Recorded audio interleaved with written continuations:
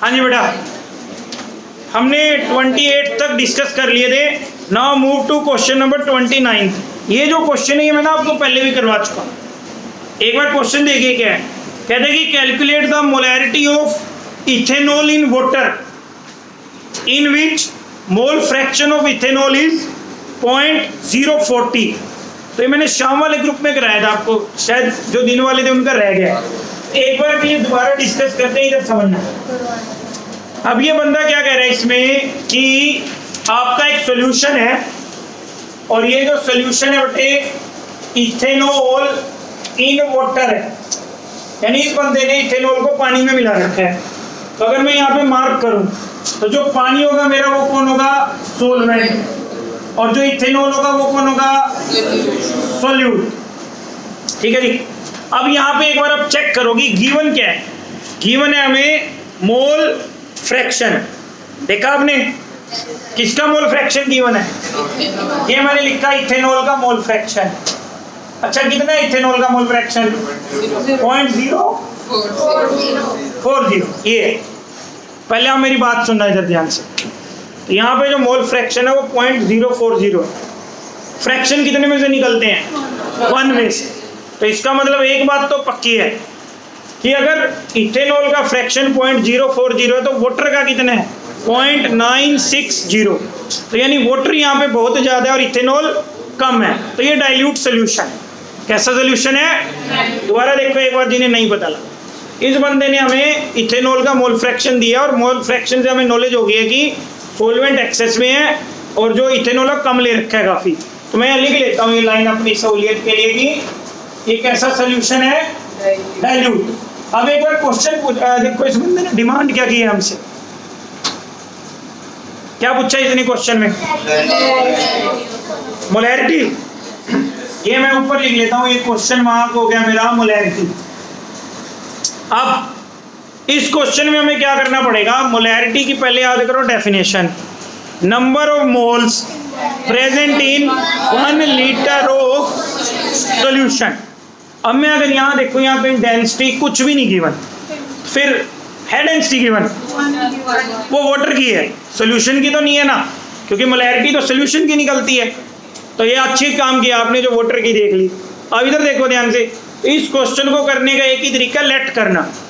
तो मैं क्या करूँगा, आप भी मेरे साथ लेट करो कि मैं लेट कर लेता हूँ जो वॉल्यूम ऑफ सॉल्यूशन है वो 1 लीटर है। कितनी है वॉल्यूम ऑफ सॉल्यूशन? 1 लीटर। कर लिया मैंने लेट।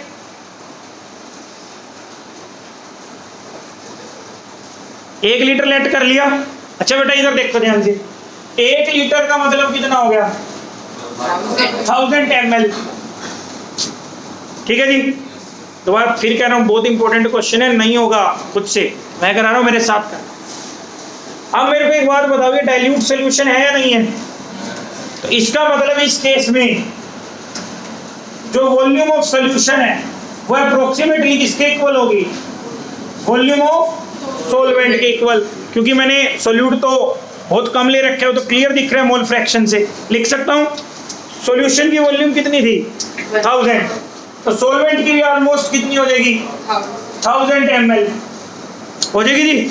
अब मेरे को एक बात बताओ, यहाँ डेंसिटी कितनी है? पानी है ना सोलवेंट, तो 1। तो क्या तुम वॉल्यूम को मास में बदल सकते हो? क्या फॉर्मूला होता है मुझे बताना?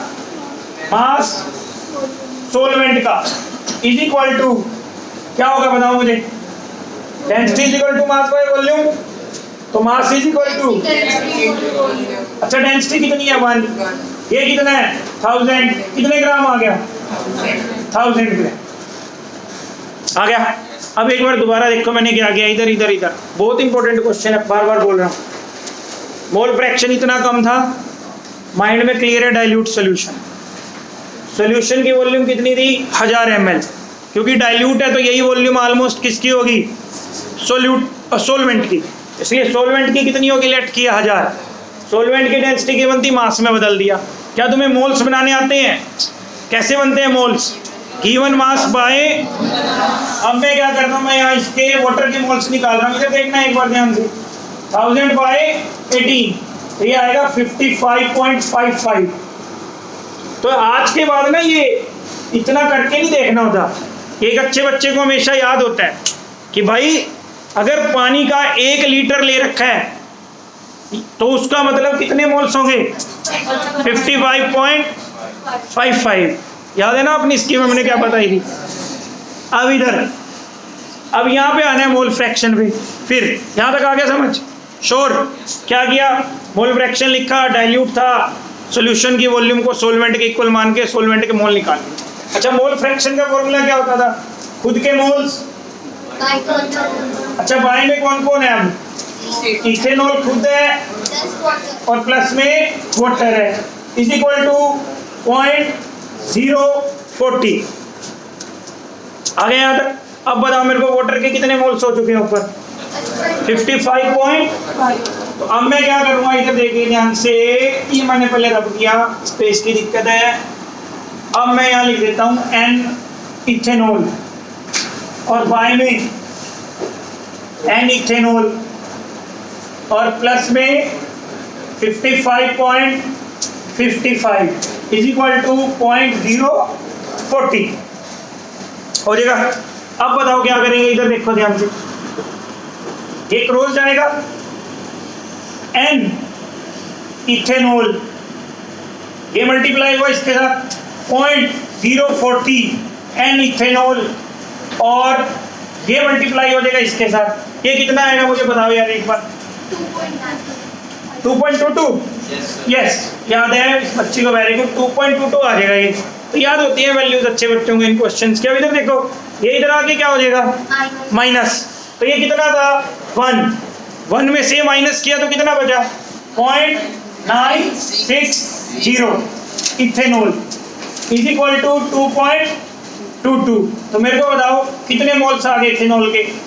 2.22 बाय 0.960, इसको सोल्व करोगे तो 2.31। क्लियर?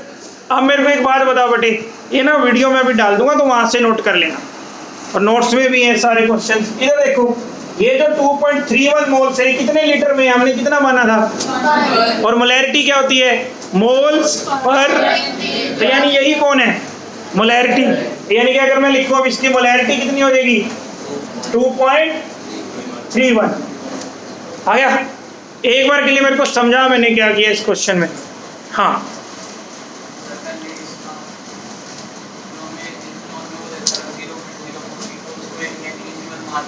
क्यों नेग्लेक्टेबल क्यों मान लिया उसको? क्योंकि फ्रैक्शन इतना कम था कि हमें क्लियर इंडिकेशन मिल रही थी कि इथेनॉल बहुत कम मिलाया गया, और जब इतना कम मिलाया गया तो सोलवेंट और सोल्यूशन सेम होगा। और सोल्यूशन कितना मानना हमने? अच्छा, 1 लीटर मानने के पीछे रीजन क्या था? क्योंकि मोलैरिटी क्या होती है? मोल पर। फिर क्या किया बता?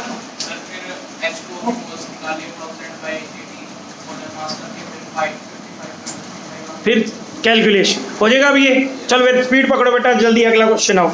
क्या कह रहे हैं कि अब ये बड़ा इंपॉर्टेंट क्वेश्चन है, 1 मार्क के लिए, हर एक टीचर का फेवरेट है। क्या कहते हैं कि what will be mass of 1 carbon 12 atom in gram. अच्छा, इधर इसको रब कर दूं, इधर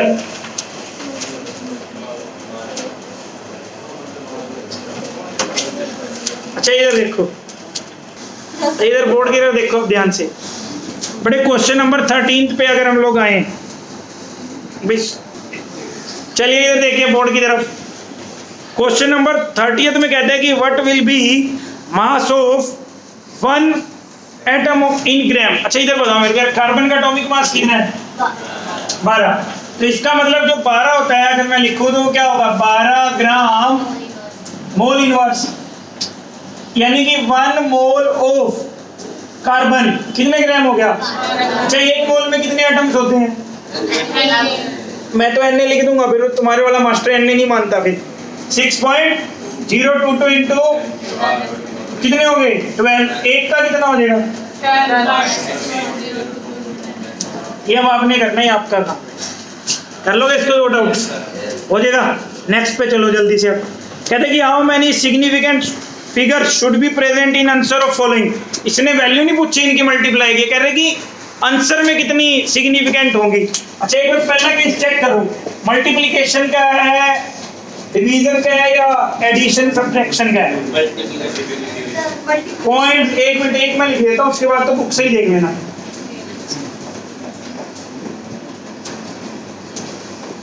अच्छा बाय में क्या है? अच्छा मेरे को ना इसका रूल नहीं याद आ रहा यार, मेरे ख्याल से इसमें रूल था कि जिसके पास minimum number of significant figure हो। इसमें कितनी सिग्निफिकेंट है? 1 2 3 4। इसमें मिनिमम किसमें हुई? कितना आंसर आएगा? हो गया सोल्व। अब अगला पार्ट आप पढ़ो। अगला पार्ट देखो, मल्टीप्लिकेशन का ही है। अच्छा 5 को काउंट नहीं करते, मैंने कहा था ये एग्जैक्ट नंबर हो जाता है। नहीं, अब तो उसमें तो इनफिनाइट हो गया ना, पर आंसर कितने में आएगा? 4। थर्ड केस देखो, ये एडिशन का है। एडिशन में क्या करते थे? डेसिमल के बाद। अच्छा इनका सम क्या 1 को क्रॉस करेगा?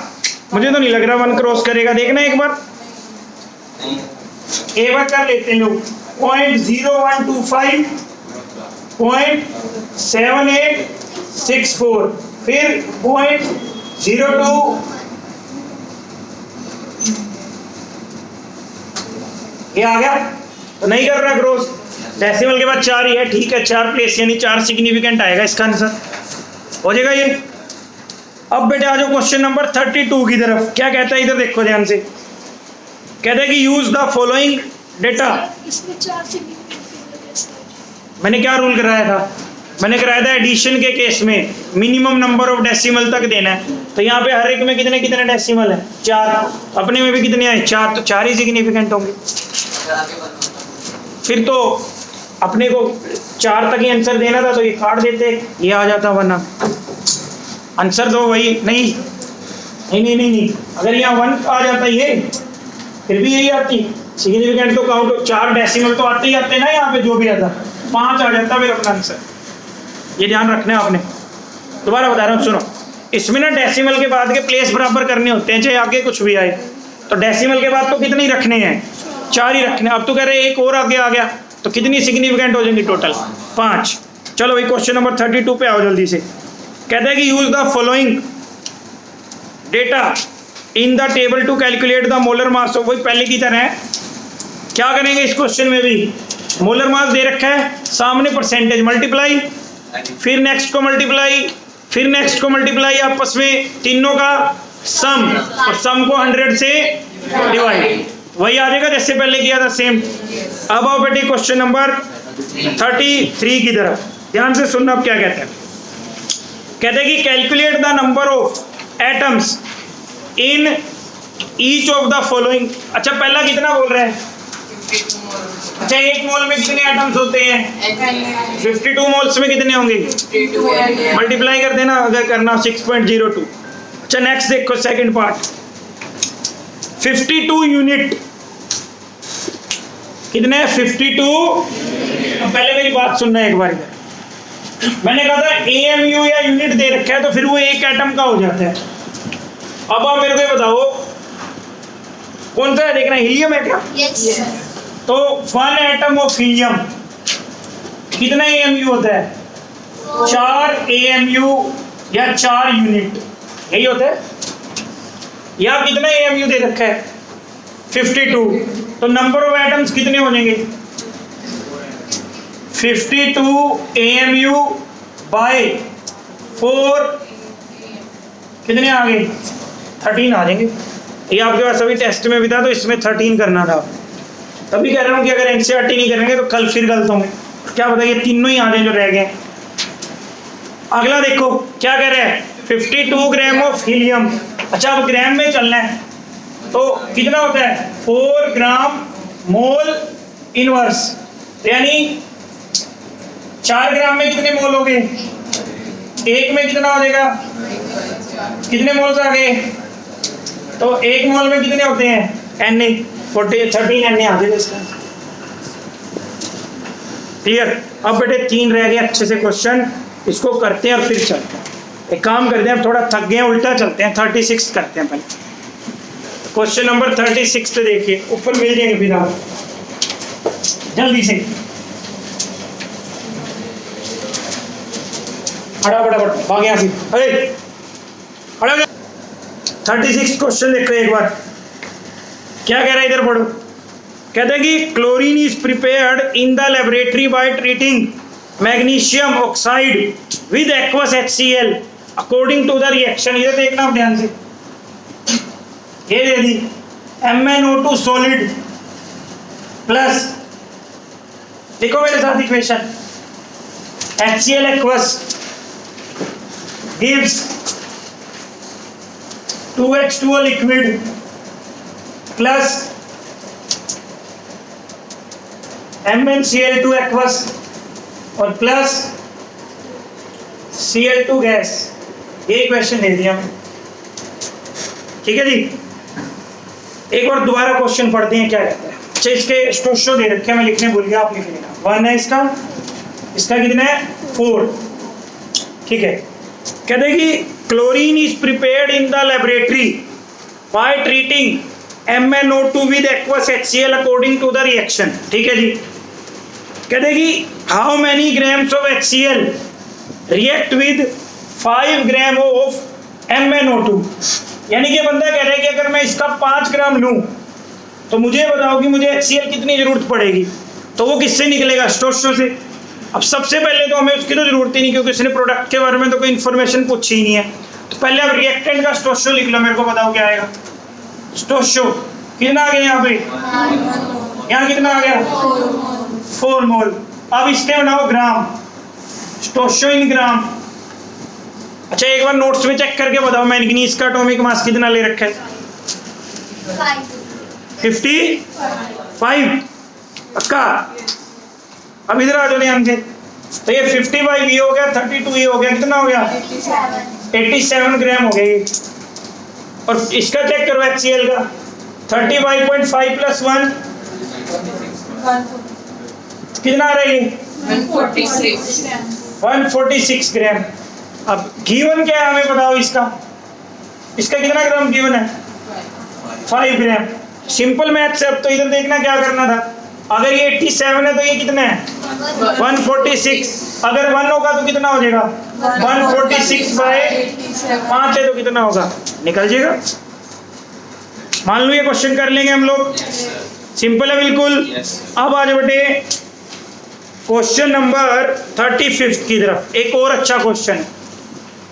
क्या कहता है देखो एक बार ध्यान से, 35 क्वेश्चन में अब कर रहा हूं मैं इसको। कहते हैं कि calcium carbonate reacts with aqueous HCl to give CaCl2 and CO2 according to the reaction. पहले रिएक्शन लिख लो एक बार सब।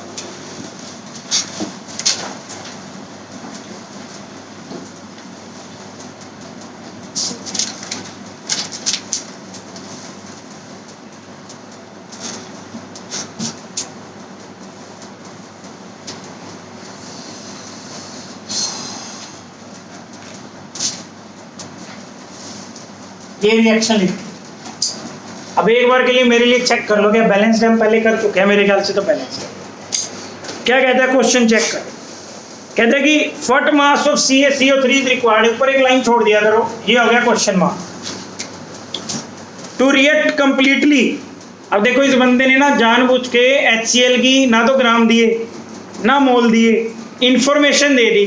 क्या इंफॉर्मेशन दी, चेक करो कितना HCl है 25 ml और कितनी मोलैरिटी है उसकी। तो अब हम लोग क्या करेंगे, सुनो, ऊपर वापस आने के लिए पहले उसके ग्राम निकाल लेंगे। तो मेरे को बताना मोलैरिटी का फॉर्मूला क्या था, 1 मिनट वेट बेटे, given mass molar mass by volume. अच्छा मोलैरिटी कितनी है चेक करके बताओ, 0.75। अच्छा गिवन मास निकालना है, मोलर कितना है इनटू वॉल्यूम कितनी है 25, 40 हो गया ये। अब मेरे को एक बार ना चेक करके एक्स की वैल्यू बता दो नोट्स में, वरना फिर हमें लंबा टाइम लगेगा। 0.684 ग्राम, ये आ गया। अब एक बार दोबारा देखना, ये क्वेश्चन जोड़ने थोड़े मुश्किल हो जाते हैं अगर आपने पहले इसकी अच्छी प्रैक्टिस ना कर सके। ये बंदा कह रहा है कि ये रिएक्शन है, बता दो कितना कैल्शियम कार्बोनेट लगेगा इतनी HCl की। अब HCl तो हमें मिल गया, तो यानी इसके हमें क्या चाहिए होंगे, ग्राम। तो सीधा ग्राम लिख दूं स्टोशो में यहीं पे। अब मेरे को बताओ इसका कितना ग्राम होता था, 100। याद हो जानी चाहिए यार तुम्हें। ये कितना आया था, 73 ग्राम। ये क्वेश्चन मांग है, ये कितना है 0.684 ग्राम। तो ये नहीं निकाल सकते हम, सिंपल। अगर ये 73 है तो कितना चाहिए, 1 है तो कितना चाहिए, कितना है तो कितना चाहिए, 100 बाय हो जाएगा। तो ये क्वेश्चन नंबर कौन सा था हमारा। अब आ जाओ क्वेश्चन नंबर 34, बेस्ट क्वेश्चन अगर मुझे देना। हाँ जी बोलो, कहाँ पे आया ये जो HCl का मोलर मास है, ठीक है ना। अच्छा नेक्स्ट देखो क्या कह रहे हैं 35। ये क्वेश्चन अच्छा है, कह रहे कि a welding fuel gas contains carbon and hydrogen only. पहले ना इंफॉर्मेशन नोट करते जाते हैं, एक बार इधर देखना बेटे। कहते हैं कि कोई गैस है, वेल्डिंग के लिए यूज होती है, और उस वेल्डिंग वाली गैस में 2 ही हाइड्रोकार्बन, एक कार्बन और एक हाइड्रोजन। हाइड्रोकार्बन है यानी कि कार्बन एंड हाइड्रोजन। आगे देखो क्या कहता है, burning A small sample of it in oxygen. यानी ये भी जो भी गैस थी इसको बर्न किया गया, और किस में बर्न किया गया, इसको ऑक्सीजन में। इसने क्या क्या प्रोड्यूस किया, इधर देखो ध्यान से, CO2 प्रोड्यूस किया। कितना पढ़ के बताना मुझे, 3.38 ग्राम। अच्छा और क्या प्रोड्यूस किया, वाटर कितना किया बेटे, 0.690 ग्राम, एंड नो अदर प्रोडक्ट। ये 2 ही निकले हैं, ठीक है जी। इसके बाद क्या कहता है, इधर देखो, ए वॉल्यूम ऑफ 10 लीटर। यानी ये जो भी हमारे पास गैस थी, इसकी 10 लीटर जो वॉल्यूम है, उसका वेट कितना दे रखा है, 11.6 ग्राम। कहते हैं कि calculate empirical formula, molar mass and molecular formula. तो ये बेस्ट क्वेश्चन है 3 नंबर पे। अब मैं क्या करूंगा, इधर सुनो ध्यान से। ये मेरे पास बाय प्रोडक्ट है, यानी कि अगर मैं लिखूं जो भी वो गैस थी, दैट गिव्स, क्या दिया उसने हमें बर्निंग के बाद, या CO2 दी प्लस H2। अब मैं अगर एक काम कर लूं यहाँ पे, इस CO2 में तो 2 चीजों की हिस्सेदारी है, कार्बन की भी और अगर मैं कार्बन का वेट पता कर लूं, इसमें किसका वेट पता कर लूं, तो मेरे पास वो एलिमेंट का वेट आ जाएगा। उसके बाद मैं क्या करूंगा, उसका atomic mass, molar ratio, whole number ratio. एक काम करो मेरे साथ, पहले लिखो WCO2। इस क्वेश्चन में अपना पढ़ो, पहले दे रखा है नहीं दे रखा।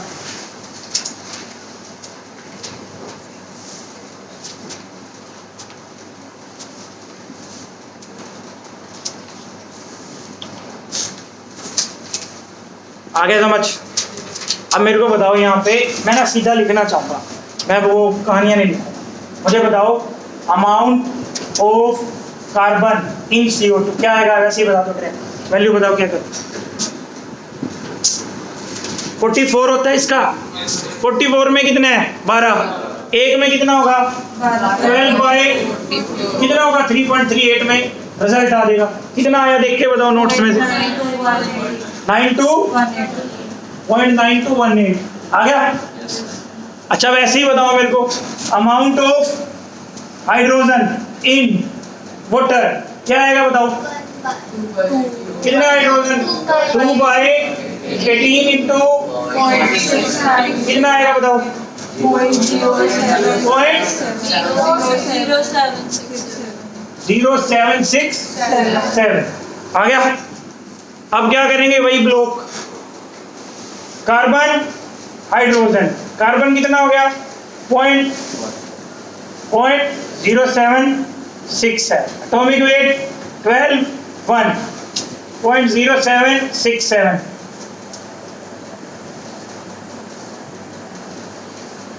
यही आ रहा है, सेम आ रहा है तो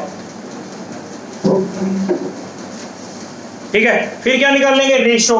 कैसे निकलती थी, सीधा लिख दूं 1 रेशो क्या आ गया फॉर्मूला C1H1।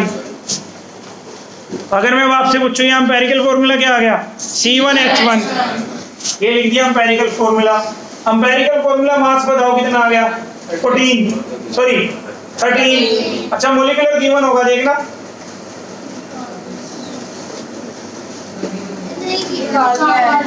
अच्छा मोलिकुलर फॉर्मूला निकालना है।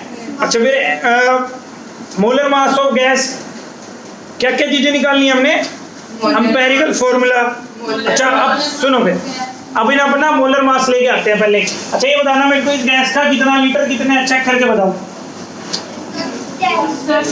अच्छा 10 लीटर का वेट कितना है? 10 लीटर ऑफ गैस कितना है?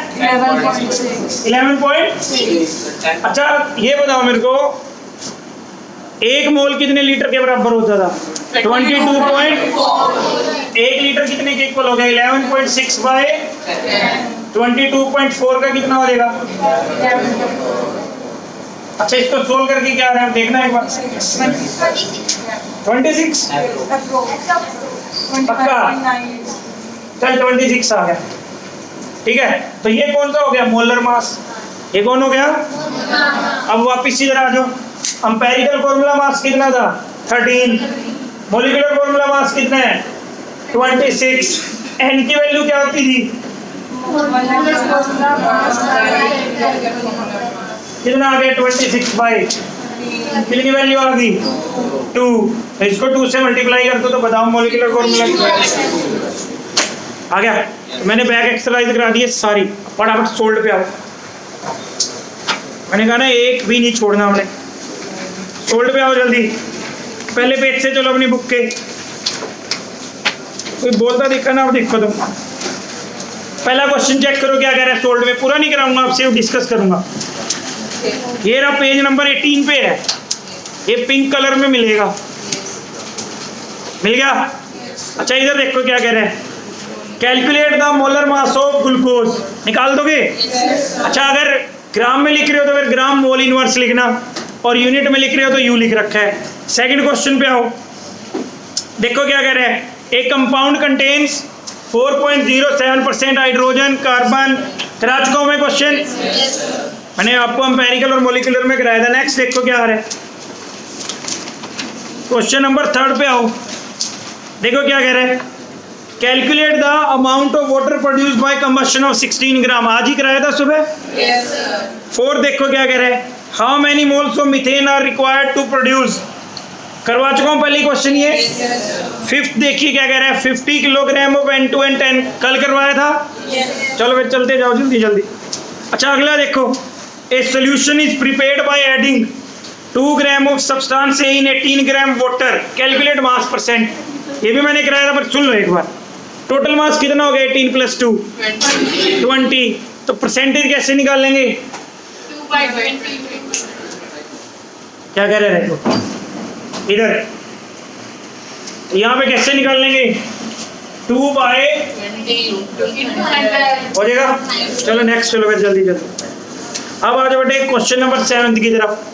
देखो क्या कह रहे हैं, calculate the molarity of NaOH in the solution prepared by dissolving 4 gram of in a water to. अच्छा मोलैरिटी पूछे, सब कुछ तो गिवन है। गिवन मास कितना हो गया? 4। मोलर मास कितना हो गया? तो क्या हो गया? 4/40 × 1000/250। अब एक लास्ट क्वेश्चन, बेस्ट क्वेश्चन है। देखो क्या कह रहा है, the density of 3 molar solution of NaCl is this. Calculate the molarity of solution. तो यानी हमें इसमें रिलेशन लगाना पड़ेगा। अगली बार जब आओगे ना आप लोग, तो मैं ये आपको बिना रिलेशन के कराऊंगा, वो बेस्ट तरीका होता है। लेकिन आज समय थोड़ा कम है, तो आज मैं आपको रिलेशन करवा रहा हूँ। एक बार के क्वेश्चन दोबारा पढ़ो, क्या गिवन है और क्या पूछा है, पढ़ो एक बार। हाँ, एक तो मोलैरिटी गिवन है। अच्छा इधर देखना, मोलैरिटी कितनी है? 3। डेंसिटी कितनी है? 1. और पूछा गया है। अब ना मैं एक रिलेशन लिखवा रहा हूँ, वो रिलेशन नोट कर लो, कल के लिए तो काम चल जाएगा हमारा, क्योंकि ये क्वेश्चन आना है पेपर में, पहले बताना, ठीक है जी। बट लेकिन समझ नहीं आएगा, उसमें मजा नहीं आता मुझे पढ़ा के, पर एक बार लिख के रख। तो लिखो molarity is equal to 1000 into molarity.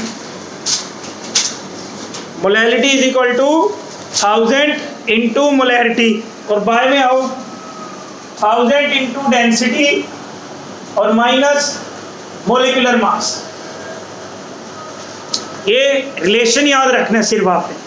फिर देख लो क्या कह रहा हूँ इसमें मैं, molarity is equal to 1000 m by 1000 D minus molar mass.